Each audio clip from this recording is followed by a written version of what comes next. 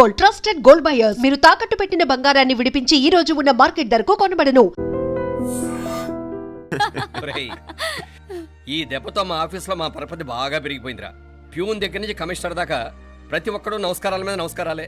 ఆ ఆఫీస్లో పనుండి బట్టి గాని నీ లైవ్ యాక్షన్ మిస్ అయ్యేవాళ్ళం కాదురా.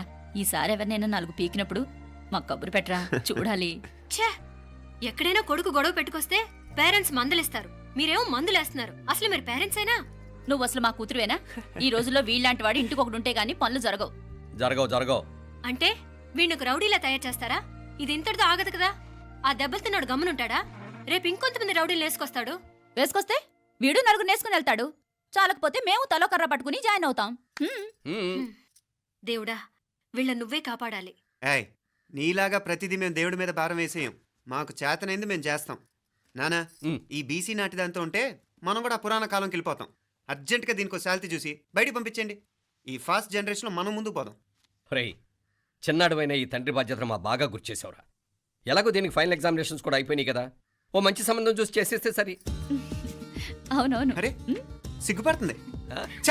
అరే, మీనాక్షి పెళ్లి కూతురాయనే, మా మీనాక్షి పెళ్లి కూతురాయనే. పి పి పి డుమ్ డుమ్ డుమ్, పి పి పి డుమ్ డుమ్ డుమ్, పి పి పి డుమ్ డుమ్ డుమ్. ఆగండి.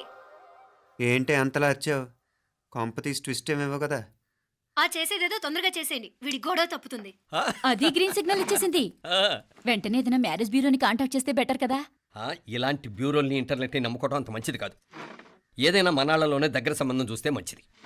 ఇలాంటి మంచి చెడ్డలు చూడటానికి మా అక్కయ్య ఉంటే ఎంత బాగుండేది. ఏ పోయిందా? ఏంట్రా మాటలు? లేకపోతే ఏంటి నాన్న, ఈ మధ్య మీ అక్క ఉత్తరం ముక్కన రాసావా? కనీసం ఆవిడ ఎలా ఉందో కనుక్కున్నావా? లేదురా, ఆ మధ్యన వాళ్ళ ఊర్లో కరువు వచ్చిందన్నట్టుగా గుర్తు. ఆ ముక్క కనీసం తనైనా రాసింది కాదు. అవును కమలా, అక్కయ్య దగ్గర నుంచి ఆకృతం ఎప్పుడొచ్చింది? దానిలో కొత్త అడ్రస్ ఉందేమో చూడు.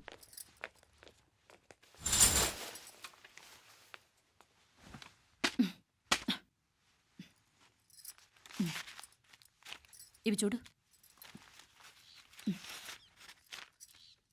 ఇదే ఆఖరిదనుకుంటా. మా ఇది ఓపెన్ కూడా చేసినట్లేదు. ఏంటి ఓపెన్ చేయలేదా? ఇటీ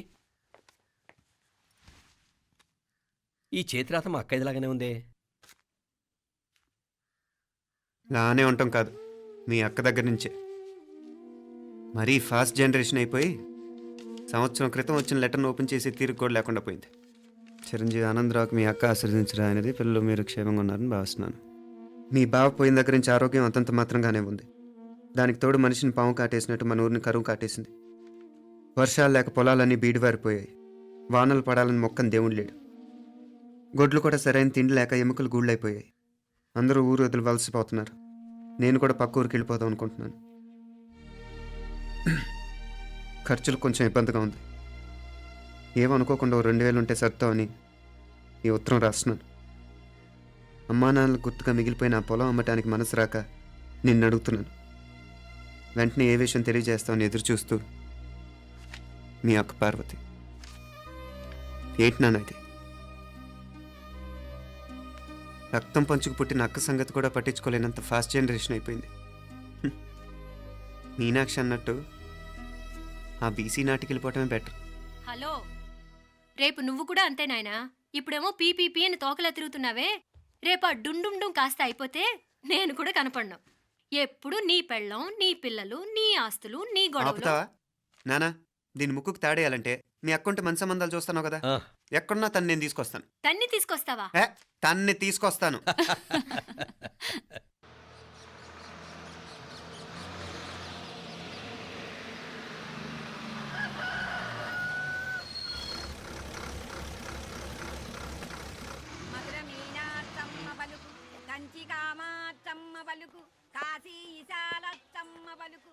బాబు, ఇక్కడ కావూరి పార్వతమ్మ గారి ఇల్లు ఆ సందులో రామాలయం పక్కనుందండి.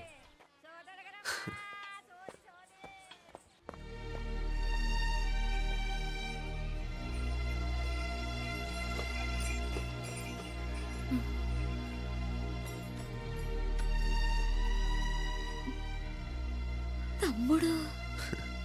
నేను ఈ తమ్ముడిని కాదత్తా, నీ తమ్ముడు కొడుకుని. అదేలేరా, నిన్ను చూస్తే మా తమ్ముడు తలొప్పుకొచ్చాడు. ఇక మీదట ఇలా గుర్తొచ్చినప్పుడే తలుచుకోవటం కాదు. ఇక నువ్వు నీ తమ్ముడి దగ్గరే ఉంది కానీ బయలుదేరు. ఏరా, గుర్తొచ్చినప్పుడు మాత్రమే తలుచుకునేది నేనా, మీ నాన్నరా? బాధే అత్త, నీ తమ్ముడు కూడా చాలా బాధపడుతున్నాడు. ఆ గవర్నమెంట్ ఉద్యోగం సంగతి నీకు తెలీదు. బండి చాకరీ అనుకో. ఇక నీ తమ్ముడు లాంటి సిన్సియర్ ఆఫీసర్ అనుకో. ఇల్లంతా పనులు. దానికి మీ మరదలు కూడా తోడైంది. ఇద్దరు బిజీ బిజీ. చదువులతో మేం బిజీ. మా ఇల్లంతా బిజీ బిజీ. ఇక మా ఊరు సంగతి అయితే మొత్తం గజిబిజీ. ఎవరెంత బిజీ అయినా తోబుట్టుల మధ్యన బిజీ అనే మాట రాకూడదని నేను వచ్చాను. నా మంచి అత్తేవి కదూ. మనసులో ఏం పెట్టుకోకుండా బయలుదేరు.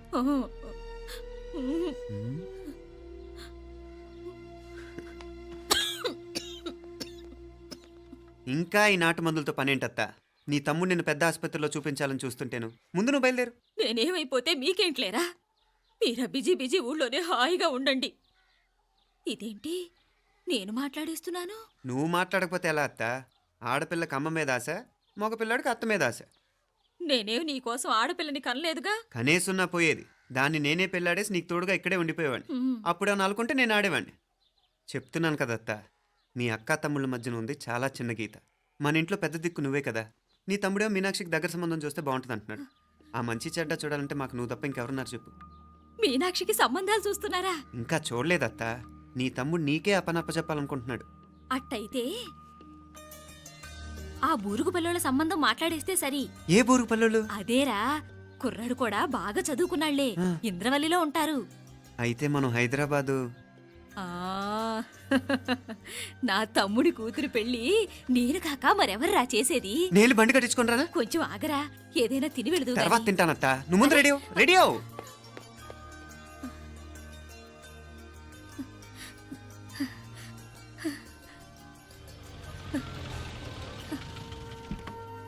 అత్త, ముందు నువ్వు పద. సామాన్ నేను తీసుకొస్తాను కదా. ఇక్కడ సర్దుబాట్లు ఉంటే తర్వాత నాన్న వచ్చేస్తారు. సరేనా? బయలుదేరు. వస్తానమ్మా. సావిత్రమ్మా వస్తానమ్మా. మంచిదమ్మా. రాఘవయ్య గారు వస్తాను. పెళ్లికి మీరంతా తప్పకుండా రావాలి. వస్తాను.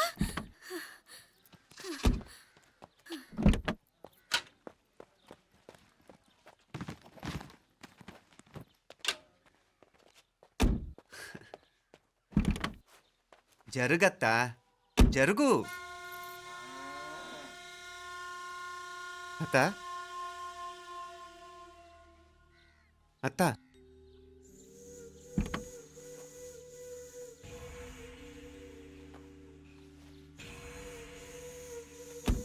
ఏమైంది పార్వతమ్మా? పార్వతమ్మా, పార్వతమ్మా! అయ్యో, ఎంత ఘోరం జరిగిపోయింది. ఉన్నట్టుండి పడిపోయింది. రాములు, ఏమైందమ్మా? వీరయ్య! అరే కొండయ్య, పార్వతం చచ్చిపోయిందిరా. అయ్యో, ఎంత పని జరిగింది? ఇన్ని రోజులు తమ్ముడు తమ్ముడు అని కలవరించింది. ఆ తమ్ముడు రమ్మని పిలిచినప్పుడే ఆ దేవుడు కూడా పిలుపునిచ్చాడు. పాపం.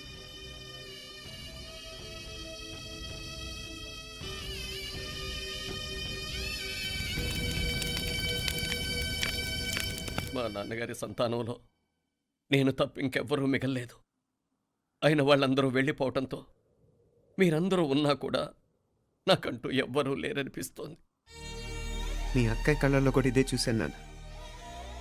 కాకపోతే తను పోయాక నువ్వు ఎవరు లేరని ఫీల్ అవుతున్నావు.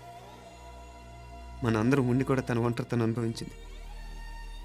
పోయేటప్పుడు కన్నీళ్ళు కార్చడానికి నానే వాళ్ళు ఎవరు లేకపోవటం చాలా దురదృష్టం నాన్న. పగాడికి కూడా ఈ పరిస్థితి రాకూడదు. తెలుసో తెలియకో నాన్న చాలా తప్పు చేశాడనిపించింది. ఎంత మెకానికల్ లైఫ్లో పడిపోయినా తోబొట్టులు నిర్లక్ష్యం చేసుకొని పోగొట్టుకోవటం మహాపాపం. కళ్ళు తెరుచుకొని చూస్తున్నట్టుగానే పోయిన అత్తయ్య చివరి చూపు ఈ విషయాన్ని శాశ్వతంగా నా గుర్తుండిపోయేలా చేసింది.